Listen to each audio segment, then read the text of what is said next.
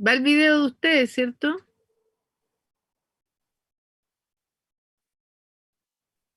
Ya, perfecto. Y es como bien coloquial o más académico, o sea, como...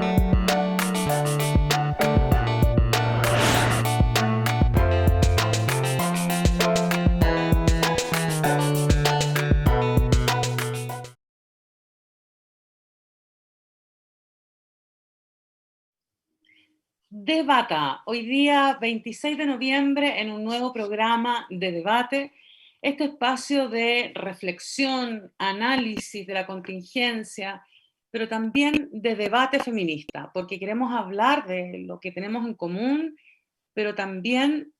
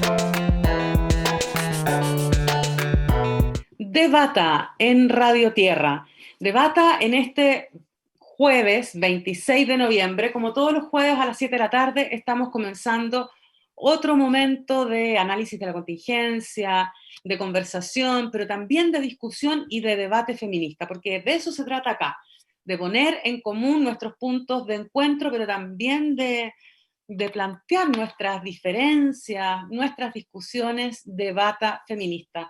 Con Kena Lorenzini. Hola Kena, ¿cómo estás? Muy bien, muy contenta después de la marcha de ayer. Feliz, con energía. Bien, feliz. De nuestro 25 de noviembre. Bueno, y estamos hoy día las dos como panelistas estables porque Javiera Mansi no nos va a poder acompañar hoy, pero vamos a comenzar con nuestra invitada, con una gran invitada. Muchas gracias por estar acá, Lieta. Ella es Lieta Vivaldi, es abogada, además ha estudiado en género y violencia, tiene un diplomado en la Facultad de Filosofía de la Universidad de Chile, un máster en sociología de la London School of Economics and Political Science y es doctora en sociología por la Universidad de Goldsmiths, que también forma parte de la University of London. Te queremos agradecer mucho, Lieta, que estés acá. Sabemos que te has especializado en derechos humanos, también en derechos sexuales y reproductivos, en sociología política, en biopolítica, ética y feminismos, y que has trabajado particularmente en tu tesis de doctorado y también en varios artículos en el tema de los derechos sexuales y reproductivos, especialmente lo que tiene que ver con el aborto. Pero sabemos también que has estado pensando como nosotras y como todo el país desde el último 25 de octubre, es decir, desde ayer, desde hoy día, desde mañana, desde todos los días que son 25, has estado pensando también en el proceso constituyente y particularmente desde una mirada feminista, desde una mirada de género y también mucho sobre eso quisiéramos conversar hoy día. Así que muchas gracias por estar acá. No, muchas gracias a ustedes, muy contenta de poder conversar. Me encanta además el espacio radial, así que muchas gracias por la invitación y oportunidad de estar acá. Pucha, qué bueno tenerte acá, qué bueno Sí. tenerte. Mm. Bueno, cuéntanos un poquito, Lieta, tú has estado súper activa en realidad en los diálogos, en las conversaciones sobre este proceso que estamos, yo no diría comenzando porque comenzó en realidad hace un año, pero en el que estamos enfrentando una nueva etapa. La etapa que tiene que ver, claro, con la elección de constituyentes, pero también con la apertura de un proceso de diálogo, de discusión y de ir recogiendo todos los aportes que se han ido construyendo desde los territorios, desde las asambleas, desde los cabildos, en fin, pero también desde una mirada más particular, más específica como la tuya. Cuéntanos un poquito cómo ha sido tu experiencia de participación en este proceso hasta ahora, cuáles son las cuestiones fundamentales que tú ves desde el punto de vista del movimiento feminista. ¿Qué te parece importante hoy? Sí, bueno, la verdad, yo volví a Chile después de haber estudiado hace justo 2 años y bueno, después de unos meses fue el estallido social, así que fue bien emocionante porque con todo esto haber vuelto a un país, o sea, siendo sincera, tampoco tantas ganas de volver porque uno siempre dice Chile Mm, tan neoliberal, tan individualista, todo esto, y de mm, repente, claro, fue como, de verdad, todas las tesis, además que si uno lee las tesis de afuera era como Chile, un país tremendamente desigual, entonces ahí como, digo, como era interesante porque todos teníamos mucha conciencia de lo que estaba pasando a nivel país y decíamos que como justamente estábamos medio dormidas. Entonces, este Chile despertó es bastante real. Entonces volví y justo viene el estallido y yo cada vez me había especializado más en sociología y vuelvo y justo viene todo este, y ahí tengo que volver al derecho, pero claro, volver al derecho como estábamos conversando desde un punto bien particular, de un punto bien crítico, porque justamente desde el feminismo yo creo que ha sido una de las críticas más importantes que ha tenido el derecho, que ha sido justamente criticar esta mirada androcéntrica tan particular y con esta pretensión de ser universal, de ser tan racional, de ser tan neutral, que al final lo único que ha hecho es excluir a nosotras la mitad de la población y también, como somos las mujeres, y no solo eso, también a todos quienes nos calzan en este modelo individualista, entonces en el fondo una persona enferma no calza, una persona que no es heterosexual no calza, entonces tenemos como te encuentro súper interesante venir desde una perspectiva mucho más crítica y que justamente tengamos una oportunidad de generar los cambios como ahora mm, están proponiéndose, digamos, y poder entrar desde ahí. mm. Ahora tú planteas una cuestión que me parece fundamental para ir al hueso, al tiro. Tú dices, bueno, como feministas hemos hecho grandes aportes justamente porque acá lo que enfrentamos es una idea, una noción de derecho, pero también una legislación y una constitución androcéntrica, pero con pretensión de neutralidad, o sea, como si fueran neutrales y por lo tanto además con aspiración de universalidad, o sea, porque somos neutrales esto corre para todos, como si el todos contuviera a la diversidad de seres que habitamos en un territorio y sabemos que eso no es así. ¿En qué se nota, en qué se expresa ese androcentrismo, esa apariencia de neutralidad? Claro, justamente por una parte lo que estábamos conversando, que hay al solamente haber hombres o mayoritariamente hombres quienes fueron los que redactaron la Constitución, las mujeres, claro, históricamente hemos estado relegadas a lo privado, etcétera, no solamente eso se muestra en una falta de legitimidad de la Constitución o de representación, sino que también las particularidades de otras personas que no corresponden a este sujeto universal supuesto, no quedaron reflejadas. Entonces, por una parte, por lo que omite, podríamos decir que tiene una mirada androcéntrica. Omite justamente, por ejemplo, los derechos económicos, sociales y culturales. Omite justamente la mirada feminista en todos los derechos, el derecho a la salud, a quienes afectan muchísimo a las mujeres que somos las que cuidamos. Ahí podemos entrar en más detalle en los derechos en particular. Hay derechos que están invisibilizados como los cuidados, los derechos, digamos, también sexuales y reproductivos, entre otros. Entonces tenemos que hay muchos derechos invisibilizados y los derechos que se consagran son justamente aquellos derechos que piensan en una persona individualmente sana, o sea, los derechos a desplazarse, supuestamente derecho a libertad económica, entonces lo que se releva son eso, y claro, además el concepto de familia ahí es un tipo de familia heterosexual, no se reconocen otras, se habla de madre y de padre en el artículo cuando habla, por ejemplo, de la nacionalidad hijo de padre y madre chilena, en toda la Constitución se menciona una sola vez a las mujeres cuando habla de la igualdad ante la ley, que es una igualdad formal, es una igualdad simplemente que se dice, pero que no hay nada positivo para poder ejercerla, o sea, es una igualdad que queda, digamos, en el papel, porque en el fondo lo que sabemos, si no hay medios materiales para poder ser iguales, si no hay una igualdad sustantiva, esta igualdad no existe. Entonces, hay varias, bueno, podríamos entrar mucho más, obviamente es un modelo pensado por Jaime Guzmán, que claro, es una persona totalmente conservador, un modelo basado, digamos, ya sabemos, neoliberal, patriarcal, etcétera, y podemos, bueno, entrar en muchos más detalles de por qué, pero es androcéntrico en el fondo porque su modelo, tenemos que es una persona determinada que no incorpora toda esta diversidad, que hoy en día es crucial pensarla. La diversidad, tenemos una población migrante, muchas mujeres, disidencia sexual, de distintas clases, las personas, entonces eso no puede seguir siendo invisibilizado. Kiana, tú querías preguntar algo. Sí, Lieta, te quería preguntar dos cosas. Una, ¿cómo tú ves que la paridad realmente pueda ser efectivamente representativa de alguna manera, o en qué medida puede ser representativa de nuestro pensamiento feminista? Y lo segundo, que tú como abogada, porque uno escucha mucho a muchos abogadas y abogados constitucionalistas que hablan de una constitución que ojalá dejen la mayor cantidad de cosas afuera para hacerlas por ley. ¿Cuál es tu opinión al respecto de ambas cosas?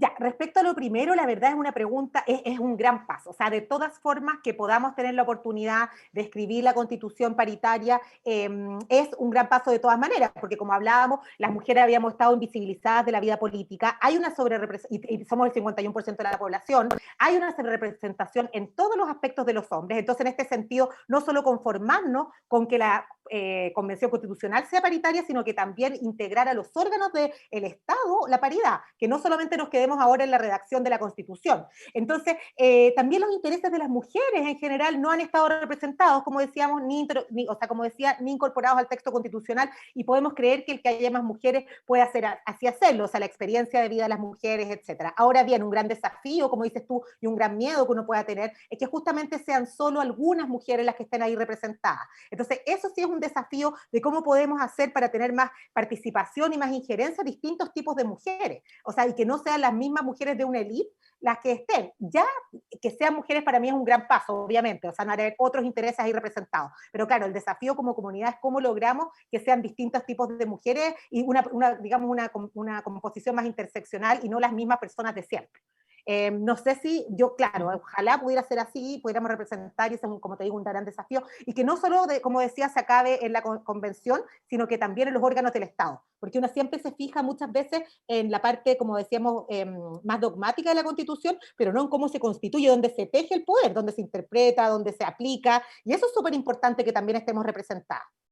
Y respecto a la segunda pregunta que era, ya, yo creo que eso es complejo, porque obviamente 2/3, como está ahora, va a requerir grandes acuerdos, y para muchas personas eso es bastante sólido, digamos, o sea, te genera que no haya polaridad, que hayan grandes acuerdos, que sea legítima la Constitución, pero por otra parte, también va a ser súper importante qué es lo que se va a negociar para que quede ahí, o sea, qué es lo que vamos a transar y qué no, y en este sentido, lamentablemente, con un porcentaje así, muchos derechos más específicos van a quedar fuera. O sea, yo no quiero ser pesimista y ojalá, por ejemplo, o sea, me parece básico que los derechos sexuales y reproductivos estén contenidos en una constitución, pero quizás o sea, se va a negociar que sea la salud en términos generales, y ahí va a ser súper importante cómo queda redactada el derecho a la salud, si lo puede incorporar o no. Pero claro, yo creo que mientras más específicos podamos tener derechos en la propia constitución, y mientras por último se den deberes, digamos, se obliga al Estado, como dice hoy día, es deber del Estado, sino que realmente hay obligaciones más específicas respecto a estos derechos,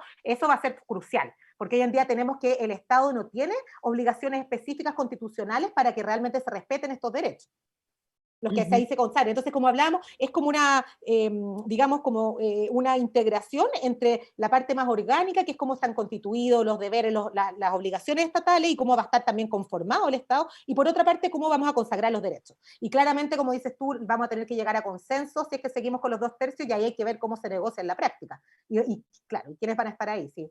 ¿Cómo va a funcionar también esta convención? Porque por ahora no sabemos el reglamento cómo va a estar.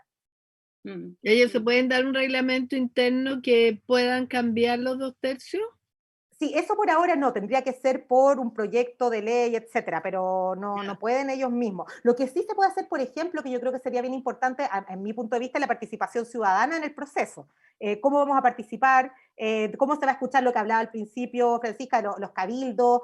Toda esta participación ciudadana que está súper fuerte. Entonces, un poco está el miedo cuando yo he ido a cabildos o cuando uno conversa con las personas de que, en qué va a quedar todo eso. Que una vez más, como que la élite se apropia de un discurso y todo este diálogo que ha habido, que ha sido justamente lo que hablaba al principio, una de las cosas más quizás importantes que ha pasado, volver a dialogar, que pueda quedar de nuevo como en la nada, cómo podemos tener injerencia en lo que se está decidiendo.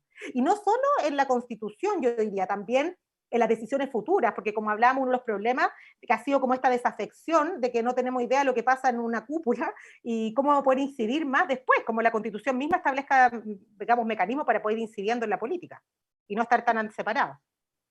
¿Y cómo ves tú posible avanzar para asegurar justamente el lugar que esa participación mucho más ciudadana, mucho más diversa, eh, pueda estar presente en la escritura y en la reflexión de esta nueva constitución? ¿De quién dependen esos mecanismos? ¿Dependen del Congreso? ¿Dependen de la propia constituyente? ¿Cómo podemos avanzar en esa línea? Sí, la Depende propia de la calle.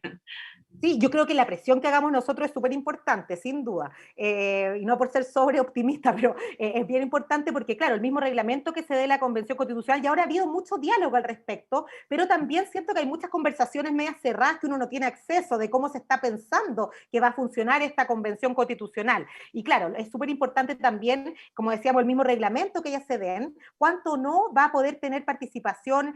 Por ejemplo, se hablaba de que se pudieran hacer sesiones por Zoom o sesiones locales, ahora que se está pudiendo un poco más, vamos a ver cuánto va a durar esto, pero en el fondo sesiones como digamos presenciales, que los constituyentes puedan ir Y la a mover, región. ir a regiones, ir a local, cómo por ejemplo va a poder incidir o no y ser o no vinculante ciertas decisiones, o sea, ciertas opiniones, si vamos a querer que sean vinculantes o no, sean opiniones. Tenemos también que hay los niños, niñas y adolescentes que fueron clave en este proceso, cómo van a poder ser escuchados o no. Entonces yo creo que sí es muy importante la incidencia que podamos tener y también como también se habla, podría tener quizás una hoja de ruta al respecto para poder ir influyendo y también ir viendo con los candidatos constituyentes cómo armamos también una Mm. posición más común. Que eso se ha hecho en otros países también, por ejemplo en Bolivia, que el movimiento feminista sí tuvo como una hoja, digamos, de ruta respecto a los derechos que se incorporaban o no. Entonces acá también se puede pensar en algo parecido para la propia participación. Sí, de hecho, hubo una compañera boliviana con nosotras hace un par de Sí. semanas atrás que nos contó de la experiencia que ellas tuvieron en Bolivia, que es justamente una experiencia de articulación y de mucha incidencia a lo largo del proceso. ¿Cómo has visto tú acá en Chile al movimiento feminista respecto a este proceso?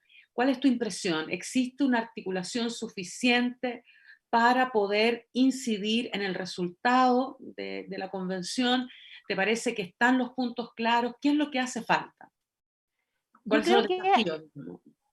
sí, no, yo creo que ha habido bastante articulación. Obviamente, como movimiento feminista sabemos que siempre hay diferencias, lo mismo que decías tú al principio, que es un poco lo que enriquece también al mismo movimiento. Nuestras diferencias, digamos que, como dirías Audre Lorde, no aceptarlas y abrazarlas y querernos como con nuestras diferencias. Entonces, claro, eso de que hay, pero yo sí siento que ha habido bastante debate. Han habido, por ejemplo, propuestas desde la academia, que no sé si vieron hace poco una que se llama Constitución con Género. Bueno, hemos tenido también muchos escuelas feministas que han sido, y también diálogos con, por ejemplo, yo he estado conversando con mujeres en Red Zona Sur, con distintas organizaciones feministas a lo largo de Chile, o sea, no que solo yo he conversado, que he visto mucho conversatorio, etcétera. Yo creo que ha habido bastante diálogo y claro, tampoco es llegar a imponer cuáles son los puntos así como tallados en piedra. Yo creo que lo interesante, todavía estamos en un proceso de ir dialogando, pero claro que hay puntos que sí o sí las feministas sabemos que son clave, como invisibilizaciones históricas, como han sido los derechos sexuales y reproductivos, como hablábamos, invisibilizaciones históricas, como ha sido el trabajo doméstico, y hay puntos yo creo que sí confluimos fuertemente en movimiento feminista. Y bueno, está la Asamblea Plurinacional, yo creo que se han ido conformando cada vez más organizaciones, y claro, con nuestras diferencias que siempre las ha sabrá. Pero sí yo veo como que hemos tenido mucho diálogo, eso me parece súper interesante. Y es un momento álgido políticamente en todo caso, o sea, es de mucha pasión también, porque todo lo que está pasando genera un cambio que queríamos hace tanto tiempo. Entonces a mí me parece también, yo he visto como activista, me he visto también como súper interpelada y con mucho movimiento alrededor, no diría que todo ha sido, digamos, taza de leche. No sé si a Es que, ustedes les ha pasado también que hay como claro. mucho, sí. Si fuera taza de leche no sería revuelta, po. O No, sea, bueno, no eso. sería potente, no sería con tanta... Y además que hay una generación de mujeres jóvenes que están también que están postulando o son precandidatas a constitucionales que van con una energía totalmente distinta versus otras feministas que son mayores y que han visto pasar la vida sin logrando recién algunas cosas y que bueno, que van a tener que llegar a acuerdos de no quemarlo todo de no quemar todas las naves, de quemar algunas nomás, en fin. Claro, porque de verdad esos feminismos también creo yo que hay que considerar, ¿o no? ¿Qué pensáis tú respecto de nuestras diferencias generacionales Sí, también? claro, es crucial. Si somos al final todas feministas. Claro, sí, pero claro. yo creo que además es un proceso y un momento que nos obliga a construir una experiencia que no tenemos como país, al menos en nuestro pasado reciente, que es la experiencia del diálogo, la experiencia de justamente establecer acuerdos que no sean solo acuerdos negacionistas o consensos, digamos, en fin, como los que hemos vivido estos últimos 30 años, sino que la experiencia de un diálogo real que no tenemos. Entonces, claro, cuando tú contabas que volviste justo después de estudiar afuera hace 2 años y te encontraste con todo revuelto, claro, yo creo que es la primera vez en mucho tiempo que se produce esta revuelta, pero también la primera vez en muchísimo tiempo que enfrentamos el desafío de aprender a conversar, a dialogar, a escuchar, a ver a otros y a otras que no han formado parte del escenario público en mucho tiempo. Y en ese sentido, algo también que me preocupa, no sé cómo lo ves tú y la Kiena también, pero es de qué manera estamos llegando tan improvisadamente a cada uno de los momentos de este proceso. Es decir, hay mucho de lo constituyente que hemos construido entre todos en la calle, en las discusiones, en fin, en hacer política, en la revuelta, pero estamos llegando a un momento bien crucial y aún no están establecidas las normas y las cuestiones básicas que nos permitan saber, adelantar cómo vamos a llevar a cabo este proceso. O sea, en un par de meses más, menos, en un mes y medio, no sé, habría que tener elecciones y todavía no sabemos cuál es el estatuto de los pueblos originarios, no sabemos muy bien lo que pasa con la independencia, Porque no ya se sabemos zanjó esto. no sabemos qué va a pasar con el reglamento, qué cosas se van a establecer ahí, qué cosas, o sea, es todo tan improvisado y tan apurado, digamos, ¿no? ¿A qué responde eso? ¿Cómo podemos enfrentarlo de una manera más productiva? Sí, no, sí es complicado, o sea, el actual, y además ha habido mucha reticencia a cualquier cambio, o sea, y vemos Mm. cómo todavía pueden bloquear, o sea, como que participen pueblos originarios sea tan difícil, y como bueno, incluso las mujeres, o sea, tenemos un país tremendamente conservador, o sea, que eso está detrás también, no hay que olvidarlo, por mucho, bueno, el 80% a mí me dejó muy impactada, yo Es me imagino que lo tremendo. han discutido en muchos O programas, sea, pero no es que es un país conservador, eso no, tengámoslo, yo Es creo un que es país una elite. dirigido por una élite, una conservadores. élite, una élite Elite, conservadora, es verdad. sí, pero que Entonces, es tiene un una, poder infinito. que tiene un poder infinito, sí, porque la elite de acá, conservadora, digamos, es muy fuerte, tiene demasiado, bueno, como en muchas partes de América Latina, lamentablemente. Poder económico. Poder económico fuerte. Y bueno, entonces yo creo que, claro, el hecho de que los mismos mujeres estemos participando, que todo este proceso es súper difícil y ya se han tenido que subir, pero haciendo también la mayor cantidad de frenos que se pueda. Entonces no es de extrañar que los pueblos originarios, por ejemplo, cueste tanto avanzar. Pero yo sí creo que pese a esta improvisación, confío en que lograremos ir avanzando ¿cómo se llama? En ir concretando cambios que puedan ir sirviendo. O sea, hay mucho diálogo, se está trabajando harto, entonces vamos a ver cómo se va a ir concretando. Sí, pero también nadie tiene lamentablemente no tenemos ¿cómo se podría decir? una carta, un tarot mágico Una, para calzar. una bolita de cristal. Eso quería decir, una bolita de cristal. Sí. Bueno, quiero contarles que hemos recibido acá en debate, especialmente a ti, Lieta, saludos de Margarita Humphries para las panelistas, pero sobre todo para nuestra invitada Lieta. Así que, bueno, ya hay muchos saludos para ti y, bueno, sabemos que tienes también muchos compromisos, por lo tanto, queremos agradecerte de verdad mucho que hayas estado acá hoy día para comenzar con nosotras y espero que pronto podamos volver a estar juntas, Sí, quizás conversando, discutiendo, analizando cómo sigue claro. este trabajo colectivo que tenemos por delante. Sí, oye, y disculpe, pero pucha que se me pasó volando, lo pasé súper bien y se me pasó rápido, así no me di ni cuenta, así que espero que ustedes también, pero dije, muy, Sí, muy se pasa interesante. muy rápido.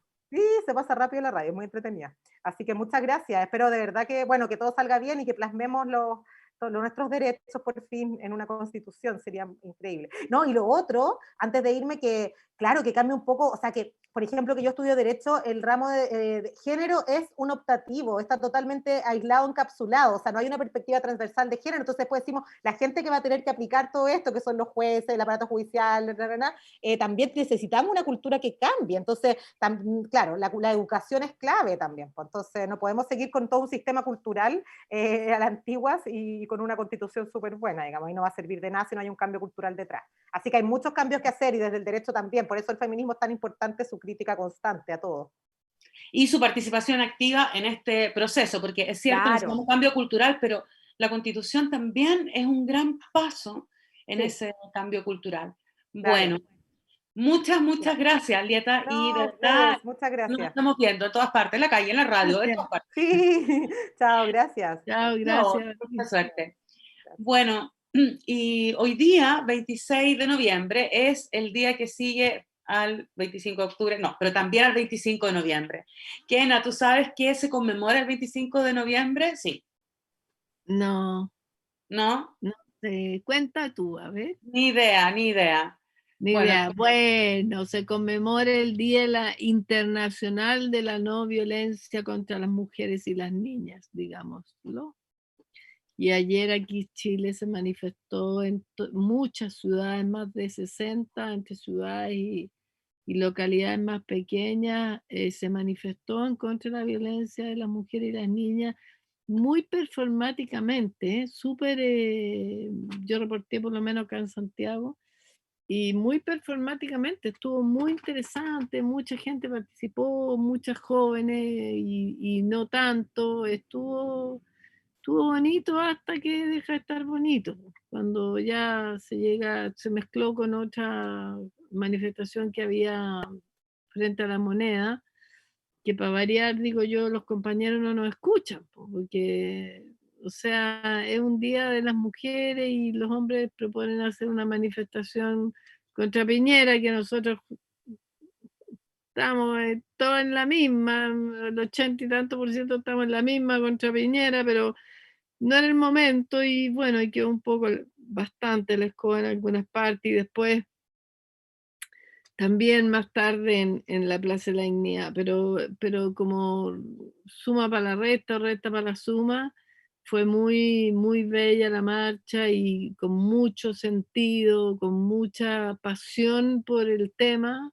Realmente yo creo que las personas que se manifestaron y son jóvenes especialmente, con la película muy clara, o sea, tantos años que se viene con este tema de la no violencia contra las mujeres y las niñas y bueno, y tan dilatada en medio de la violencia intrafamiliar, escamoteada siempre, por no querer asumir que es una pandemia, que ahora en tiempos de COVID es una pandemia más aún al interior de los hogares, que se creó esto de pedir toalla 19, no me acuerdo, en la mascarilla, mascarilla. farmacia, mascarilla número 19, eso, para decir que estaba en peligro, pero de verdad uno va a la farmacia y ve que está como medio fondeada la cuestión, poco difundida, la sabemos las mismas de siempre, en fin, y otro spot que aparecían al principio, que eran en silencio, que tú lo podías ver, y si se estás viendo este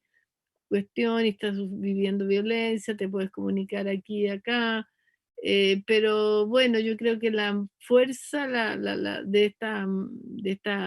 los performances y de la cantidad de gente, pero yo creo que básicamente de lo performativo que hubo, yo creo que habla bastante de la madurez que hay respecto al tema, de la intolerancia frente a la violencia, que si nos tocan a una, nos tocan a todas, tiene mucho sentido, que hoy día las mujeres no se quedan paveando cuando a otra mujer la están violentando, al menos en la calle. Entonces yo creo que fue muy especial, considerando que además estamos en un momento de tanta revuelta acá y que están pasando tantas cosas.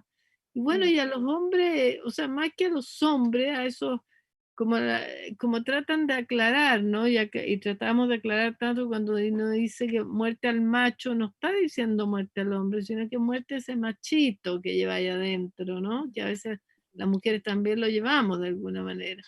Entonces también se venían a meter y bueno, y algunas son separatistas y no es lugar de ellos. Entonces, bueno, pero tú en general... Ahora, claro, yo creo que es súper importante lo que tú dices, el 25 de noviembre es un día internacional que en todo el mundo conmemora y resalta, subraya esta lucha por la erradicación de todas las formas de violencia hacia las mujeres y niñas. Y en nuestro país ha sido ya desde hace mucho tiempo una fecha importante, y no solo en nuestro país, desde hace también varios años en otras partes de América Latina se han empezado a unar esfuerzos con la pañoleta, con la denuncia de las distintas formas que toma esta violencia, con la conformación de las Ni Una Menos en distintas partes de América Latina, con el empuje que tiene el movimiento acá hace un par de años con las estudiantes que empiezan a denunciar. En el mayo 2018. Exactamente, con el mayo del 2018, con la manera en que en el 2019, en plena revuelta, el 25 de noviembre se configura como una fecha muy especial, con una de las marchas más grandes, más significativas, más masivas, pero también más contundentes, porque en ese sentido yo creo que es súper importante entender de qué manera la violencia no es un tema de mujeres, ni un tema particular, sino que es una cuestión que atraviesa los distintos lugares, las distintas formas de vida a todas las mujeres, digamos, de distinta manera. Y en ese sentido, tal como tú decías, claro, es la otra pandemia, es esa pandemia silenciosa que no tiene propaganda, que no tiene publicidad y que nos acompaña en la vida cotidiana al interior de un sistema patriarcal y brutal en realidad, como es este. Entonces, en ese sentido me parece que es tremendamente importante no solo recordarlo, conmemorarlo, sino que buscar la manera de hacerlo visible y de hacer también más eficientes nuestras acciones como feministas, pero también las acciones y las responsabilidades y los compromisos que este y los otros gobiernos de las últimas décadas han... El Estado en general, digamos, el Estado en general. Exactamente, sí. Que ha asumido esos compromisos, porque sin embargo es tremendamente pasivo e ineficiente a la hora de llevarlos a cabo. Bueno, ayer pasaron muchas cosas, como decías tú, en nuestra ciudad y en todas nuestras regiones a propósito de la manera de conmemorar este día. Y queremos entonces presentarles un video de registro de lo que ocurrió ayer en Puente Alto y en Santiago, porque el equipo de Tierra en Línea fue a registrar a la calle las actividades del 25, las actividades del Día contra la Violencia de Género. En Puente Alto, en la marcha de AFEM, Acuerpamiento Feminista Interseccional, Mujeres y Disidencia, pero también en el GAM, también en la Plaza Dignidad, y esto fue lo que registramos ayer.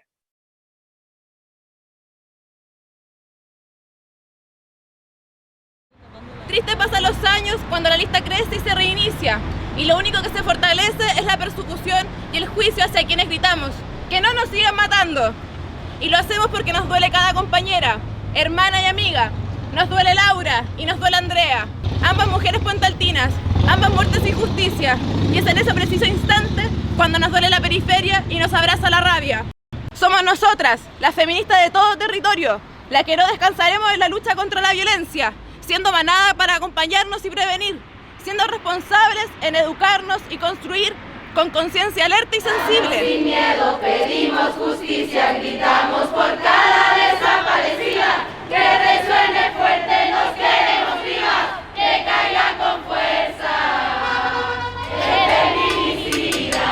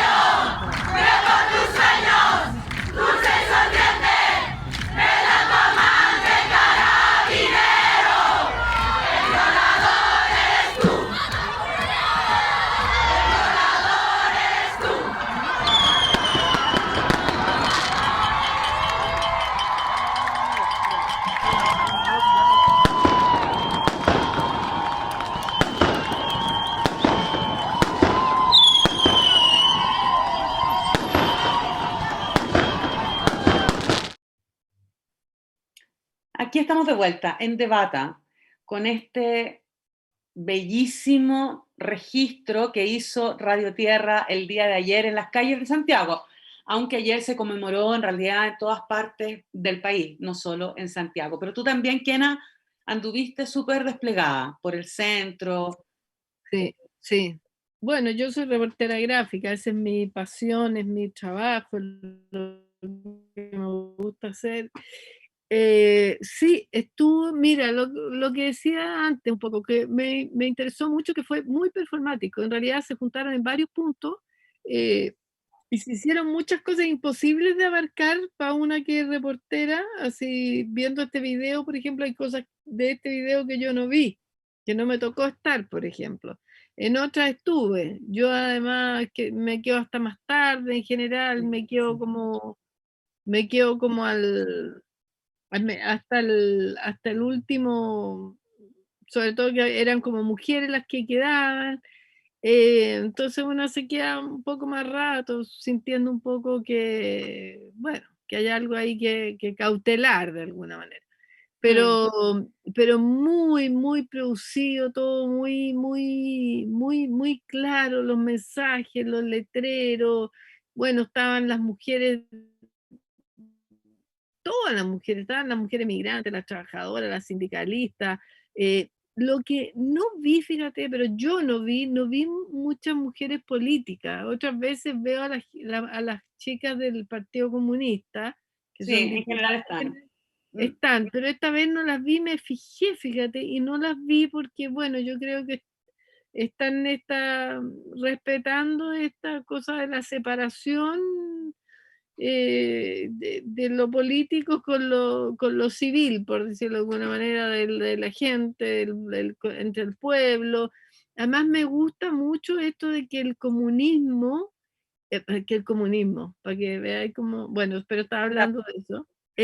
No, me gusta mucho que el feminismo logró algo que solo logra el fútbol, fíjate, que el fútbol es lo más irracional, lo más fanático, que no tiene estructura reflexiva, digamos, que el feminismo haya logrado unir a mujeres de distintas clases sociales en este país tan requete arribista y tan requete bueno para rotear, porque pucha, a mí me ha tocado en las marchas, ponte tú de los estudiantes el 2012, escuchar a cabros que le decían a otro estudiante, oye, andate para tu bola, déjate de destruir, o qué sé yo. En cambio, el feminismo ha logrado unir a mujeres de distintas clases sociales, y eso ha sido muy bello porque se han unido y han hecho performance y trabajan y hacen batucadas o hacen bailes o hacen mascaradas o hacen... Entonces, eso para mí ha sido como creo que es un fenómeno fundamental. Las mujeres no teníamos un punto de unión. Los hombres se juntaban a fumar, a jugar fútbol, desde el jefe de la oficina hasta el auxiliar, todos en un equipo, no sé qué. Las mujeres no teníamos esa cosa que nos uniera tan profundamente, porque el feminismo es una pasión que se agarra, una vez que la agarráis, es una pasión, porque te hace tomar mucha fuerza. Entonces, hace que muchas veces, cierto, de alguna manera, cuando dicen, ay, pero tan radicales que son, es que es una pasión que, bueno, que tú vas pendularmente cuando entran, ¿cierto? Como todo es pendular, bueno, te vaya a un extremo y después vuelve, hasta que, bueno, este péndulo llega a un equilibrio que entras tú en el equilibrio, porque muchas, tú veis que descubren esta cuestión y es una pasión de saberte que estás con miles de mujeres que piensan que tú eres una persona que vale la pena, que tu vida importa, que lo que tú piensas importa, que no eres la representación de lo que te dice el marido, el compañero o el jefe de la oficina, que tú eres quien tú crees que eres. Entonces, tú ves las chiquillas alegres, las mujeres contentas, las viejas, como, qué sé yo, que ya pasaron una buena etapa, contenta de todo esto que está pasando.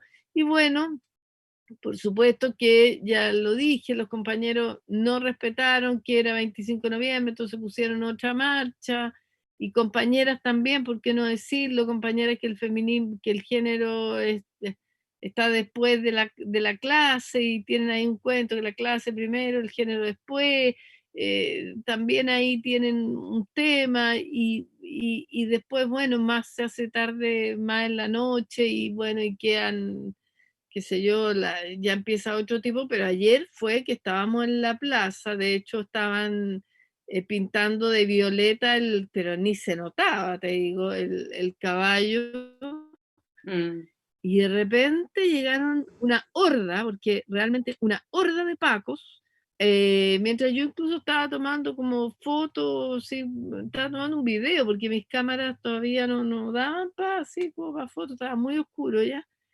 Hordas de Paco, y sacaron a todas las cabras de ahí arriba, y a punta de este huáscar, este guanaco blanco, tiene distintos tipos de fuerza, sépanlo, que pueden llegar donde quieran. Entonces es una cuestión muy violenta. Muy feroz, sí. Sí, y Muy peligroso, sí, peligrosísimo. pero quería agregar que, bueno, se toman la plaza, y las interpelaciones que le hacían los jóvenes, porque cada vez que se iban acercando más a la plaza, pero 5, 6 nomás, eran eh, muy, como decirlo, respetuosa, con garabatos, pero en el sentido de darle con mucho contenido, esa es la palabra, decirle, ustedes en 4 meses los van a sacar a patada, ustedes tuvieron un año de especialización, o ustedes están defendiendo a su enemigo, y mira, y todo eso era como agarrar el audio. Yo lo único que quería era tener el audio, porque las chiquillas les decían, pero ¿cómo no se dan cuenta? incluso un Paco en un momento hizo, entonces Mm, decían, mm. pero no te levantís de hombros, lucha, le decían, lucha, no, bien, Sí. Sí, bueno, a mí me parece súper importante lo que tú dices, el feminismo es una pasión.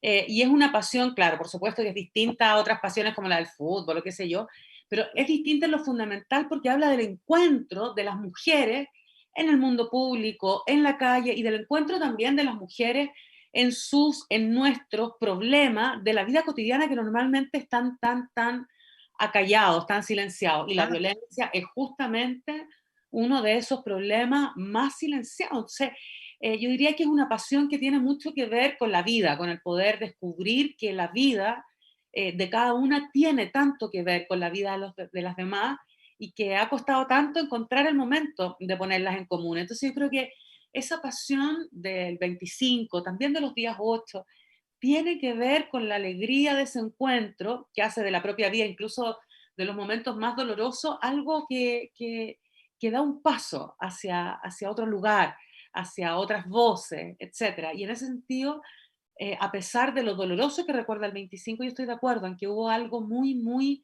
festivo, muy performático, pero también muy festivo, que tiene que ver con la posibilidad de reconocer y de dar un lugar a la multiplicidad de voces propias que hay ahí. Y hubo performances muy bonitas, como la de las tesis, que se repitió en algún lugar, como la de la asamblea plurinacional, que se juntó en la biblioteca, que es un lugar tan histórico que tú misma fotografiaste hace décadas atrás. O sea, me parece que es muy importante como rescatar esa dimensión pasional, efectivamente, que tiene el feminismo. Pero al mismo tiempo es importante también, yo creo, reconocer que esa pasión, y especialmente en el caso de la violencia, tiene que ver con la posibilidad de reconocer un dolor, como decía, que ha sido callado, que ha sido silenciado y que muchísimas veces se vive en la soledad más extrema, la soledad de la pandemia permanente que es la violencia. Pero incluso cuando hay una mujer que toma la iniciativa de hacer público, de denunciar, de pedir ayuda, se encuentra con una muralla infranqueable al frente.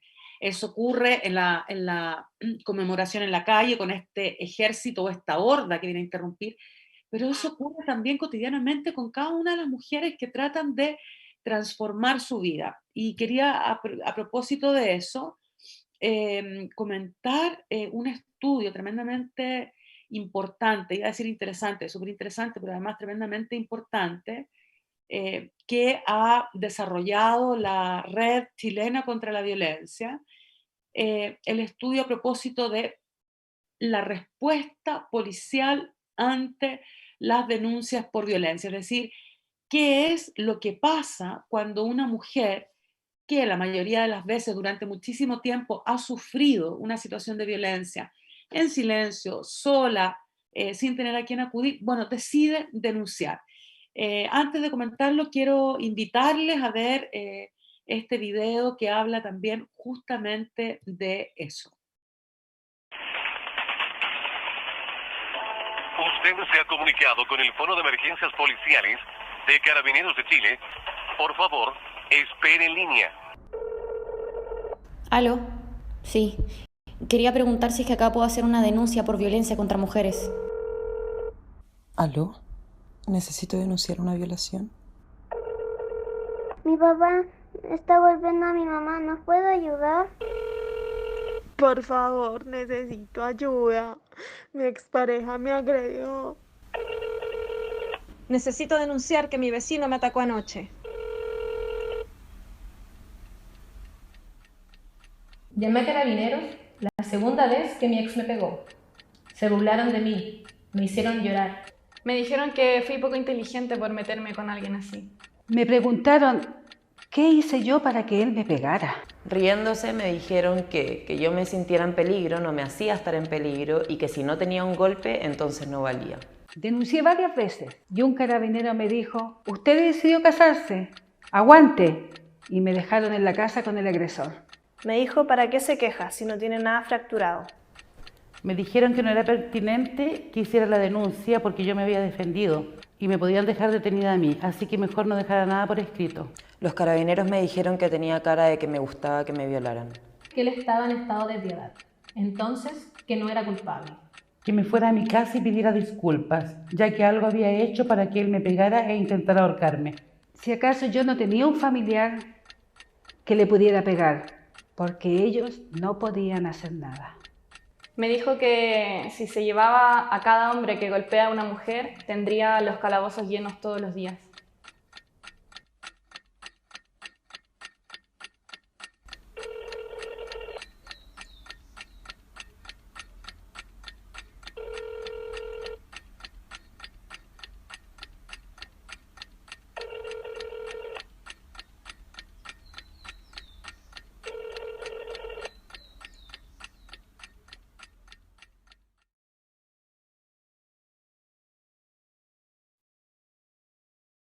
Debata, estamos de vuelta con este video interesantísimo y muy importante acerca de, bueno, qué es lo que viven las mujeres que intentan enfrentar una situación de violencia acudiendo a los recursos, las herramientas que teóricamente el Estado ofrece y pone a disposición. Bueno, ¿qué es lo que encontramos?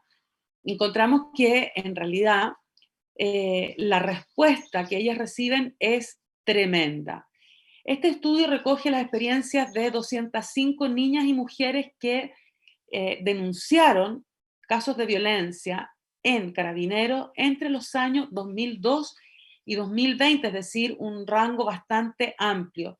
Y se trata de mujeres y niñas cuyo rango de edad va entre los 6 y los 73 años, es decir, bueno, como sabemos, la violencia es un fenómeno y un problema tremendamente transversal. Ahora, ¿cuál es el punto clave acá? El 81% de las mujeres y niñas que participaron del estudio señaló que su intento de denuncia o la denuncia efectiva fue una experiencia negativa. Solo un 14% valoró esta situación como una experiencia o positiva o incluso neutra.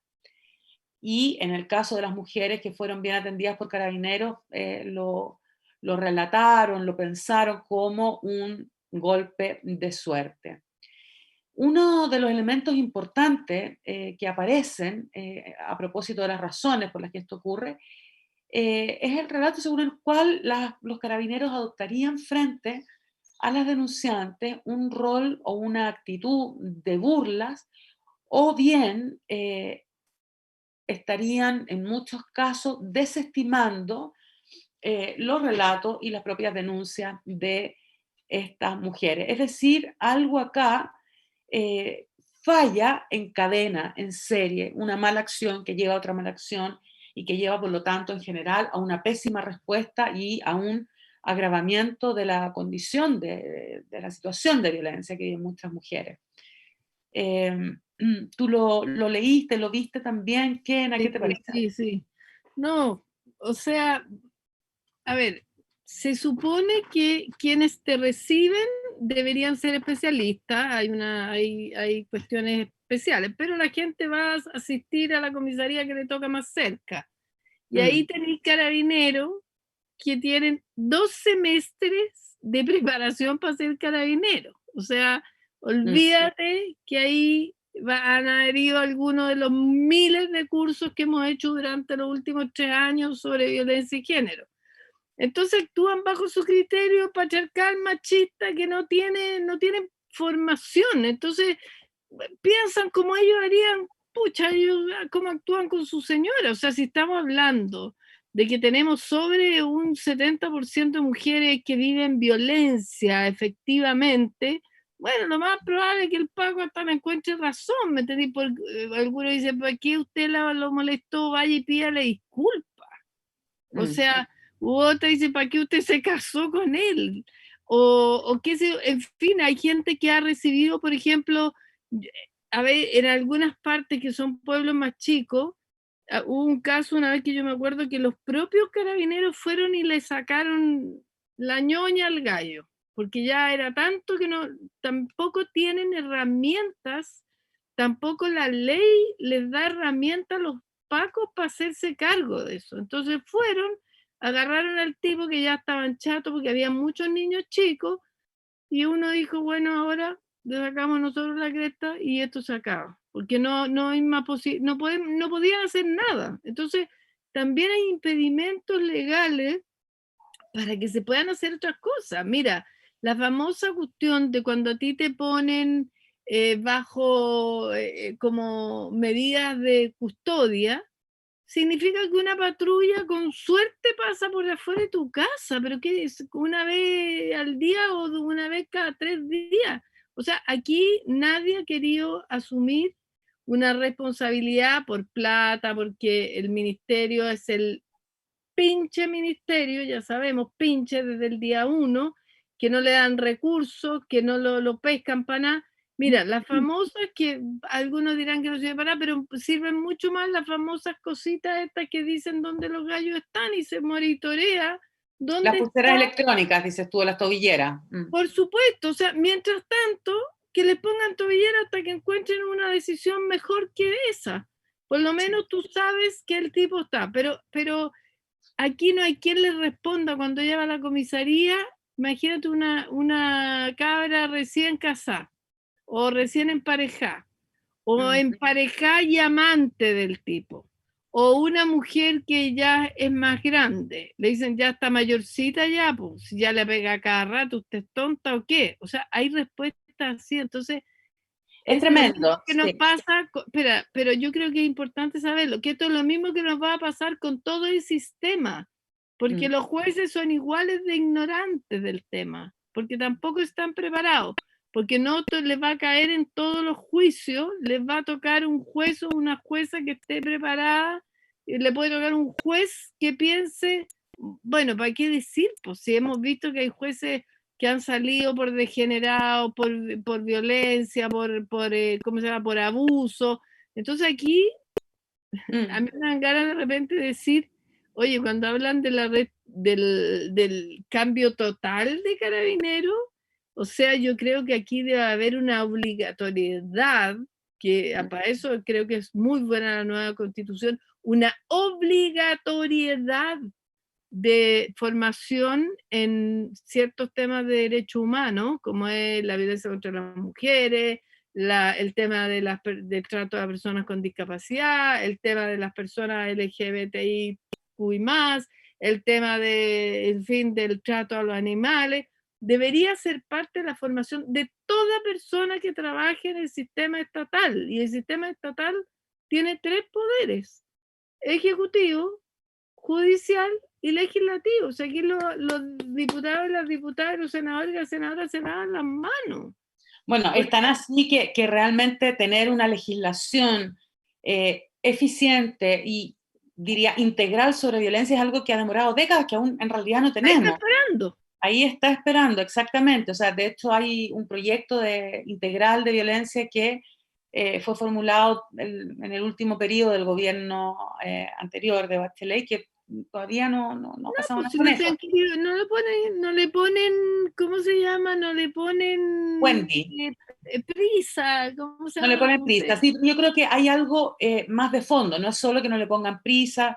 Bueno, por supuesto que no lo hacen, priorizan un montón de otros temas, pero además me parece que hay un problema de fondo, que es el problema que tiene que ver con entender que la violencia no es un problema individual, no es algo que le ocurre a una mujer y eventualmente a otra, sino que es un problema cultural y político, que la violencia es violencia de género, es decir, es uno de los efectos y una de las manifestaciones de un sistema patriarcal, capitalista, etcétera, como este. Y me parece que lo que hay de fondo ante la dificultad de legislar, ante la dificultad de generar políticas públicas reales, es justamente la dificultad para reconocer y asumir esa definición política del problema. No es un problema individual, es un problema político, y eso justamente ha significado una gran lentitud y un gran retraso en la posibilidad de sancionar, de definir el fenómeno de la violencia.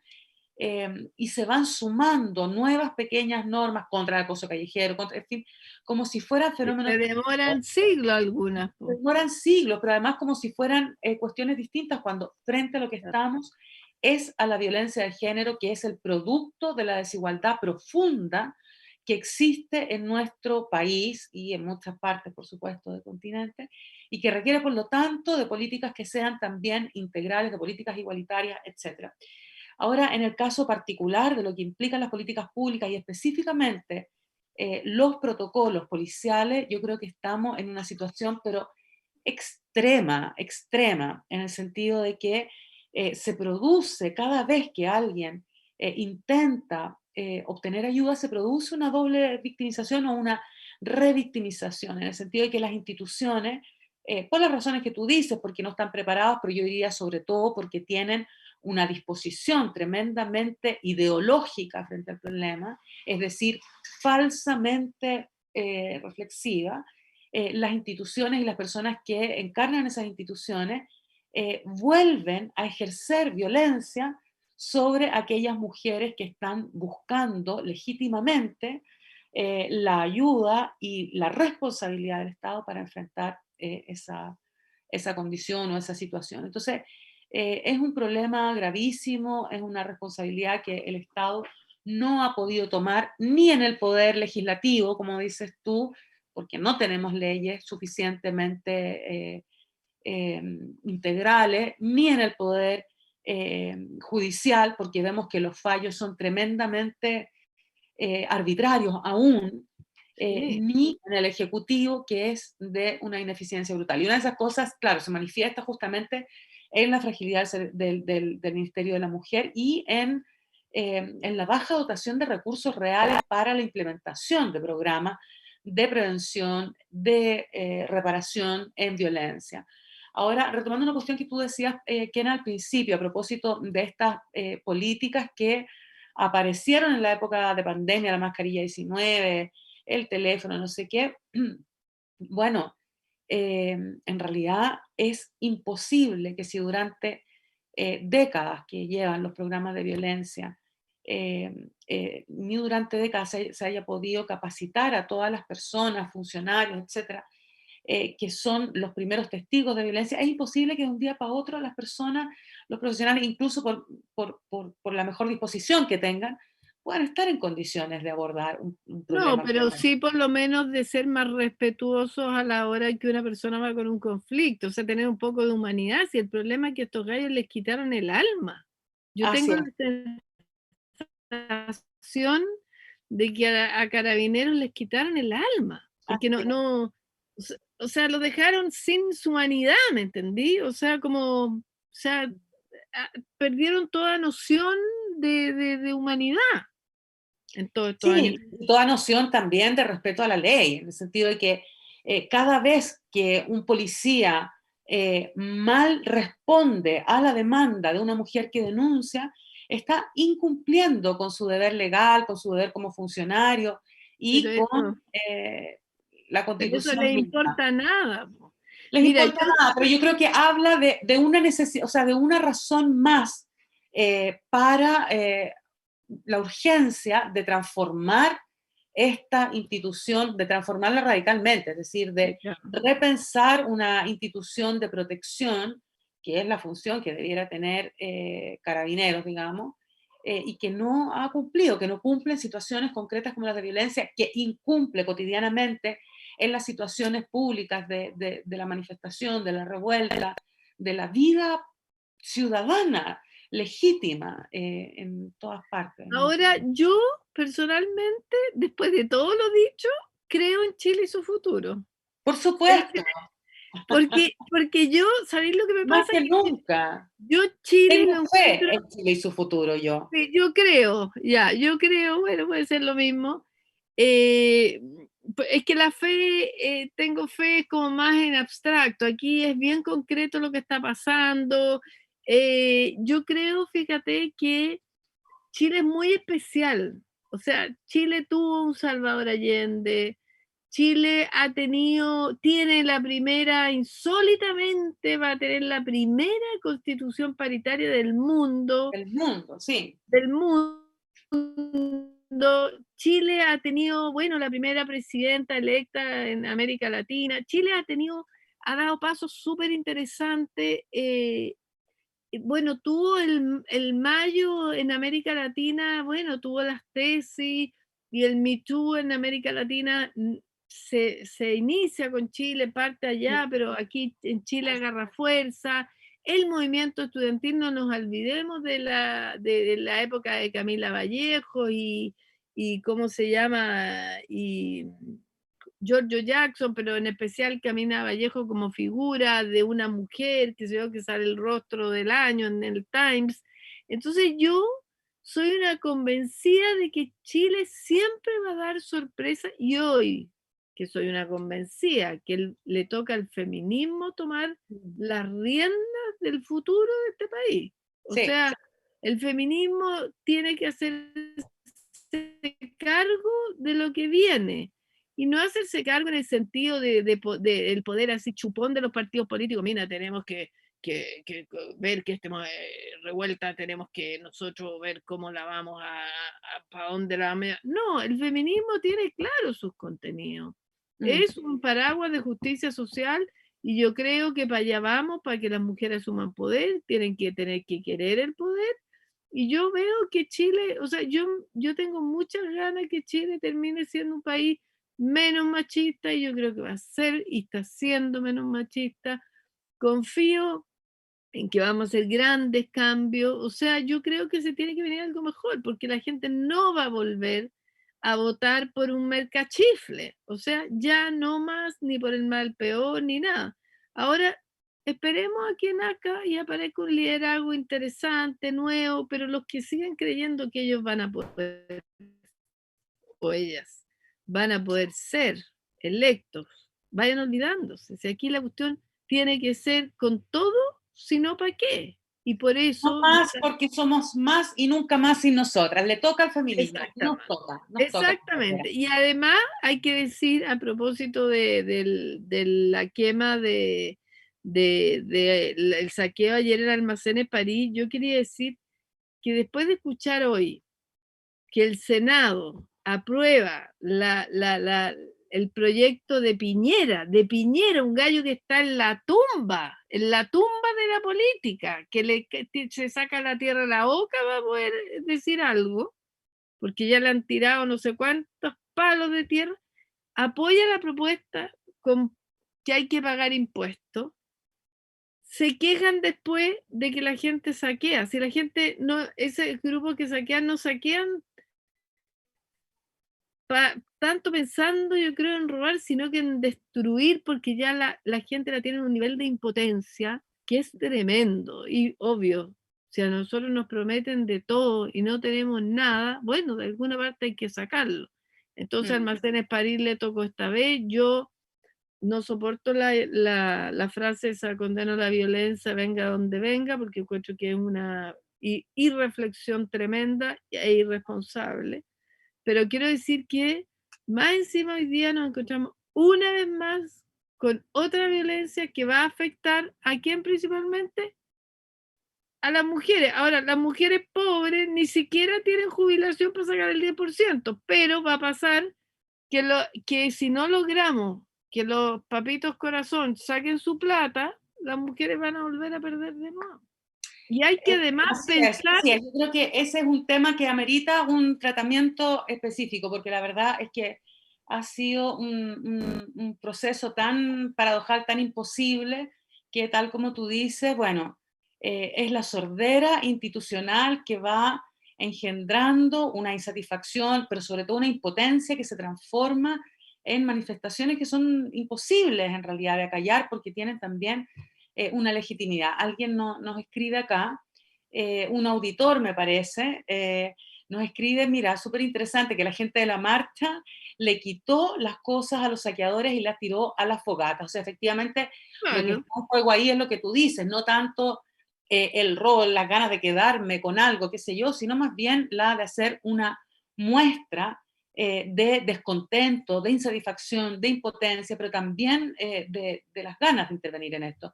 Estamos un poco en la hora, pero antes de pasar a las recomendaciones, o ya como parte de las recomendaciones, quería contarles que, bueno, que este mes de noviembre ha estado y va a seguir estando lleno de actividades. la Red Chilena contra la Violencia, registró muchísimas actividades en todas las regiones prácticamente el 25 de noviembre, en Arica, en Antofagasta, en la región de Coquimbo, en Valparaíso, en O'Higgins, en Maule, en Biobío, en la Araucanía, en Los Lagos, en Quellón, en Osorno, en Castro, en Ancud, en Puerto Aysén, en Punta Arenas también, y hay más actividades también este sábado, el 28 de noviembre, en Santiago, en la zona sur, en La Granja, en la calle Santa Rosa, y en particular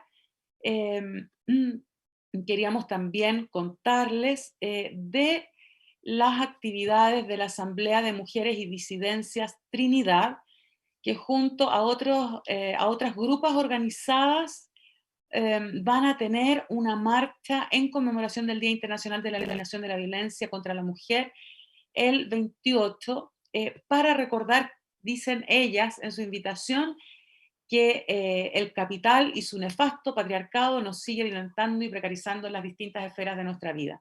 Se juntarán a las 16 horas, a las 4 de la tarde, en Elisa Correa para que la marcha se desplace por Vicuña Maquena hasta el paradero 14.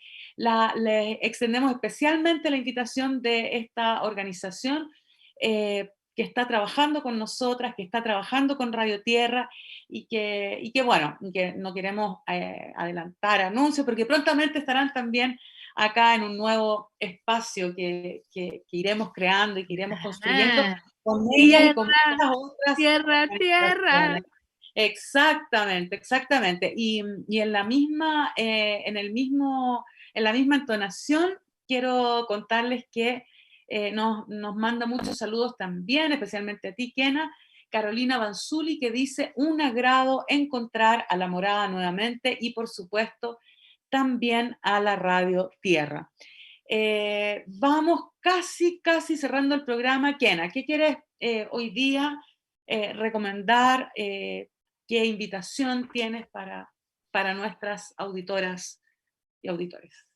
Miren, yo les quiero recomendar que lean sobre feminismo, y les quiero recomendar una página que se llama Biblioteca Fragmentada.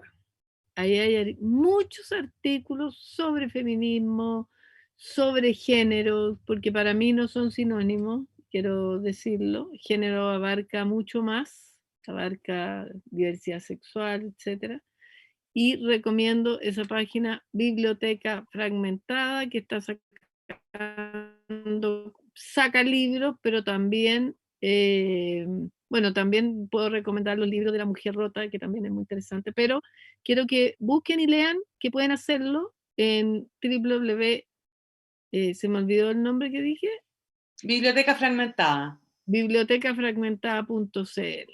Ahí pueden encontrar desde hace aproximadamente, me atrevería a decir, 4 o 5 años, hay escritos de, por ejemplo, de nuestra estimada Eliana Largo, cofundadora de La Morada, por ejemplo. Sí. Por ejemplo. Bueno, excelente. Yo quiero recomendar 2 películas. Una película que en realidad es un clásico a esta altura, una película que obtuvo incluso un premio Goya, Te doy mis ojos, que es una tremenda, pero al mismo tiempo me parece una ocasión, una manera de pensar en el tema que hemos estado hablando hoy día, en el tema de la violencia. Una película muy, a pesar evidentemente de lo brutal a lo que refiere, muy delicada en su tratamiento. Y que nos permite... Yo creo que lo encuentran en YouTube. Sí, está en YouTube. Mis ojos, sí. Y la otra película que quisiera recomendar es Julio comienza en julio, una gran película chilena que me parece que pone también el escenario de la violencia en su instalación más, ¿cómo llamarlo?, más conservadora, más clásica, pero todavía tan presente en nuestra cultura. Así que quiero dejarles con esas 2 recomendaciones, con esas 2 invitaciones para el día de hoy. Y por supuesto, invitarlas especialmente, pero invitarles a todos a nuestro próximo programa de Debata y a todos los programas los días jueves acá a las 7. Para irnos, les vamos a dejar con una canción, con un tema que la Kena eligió hoy día, que es un tema de bebé. ¿Algo que decir, Kena? 3 segundos, 2, 1, nos vamos. Bebé. ¿Cómo decir que me parte en mil las esquinitas de mi hueso? Que han caído los esquemas de mi vida, ahora que todo era perfecto.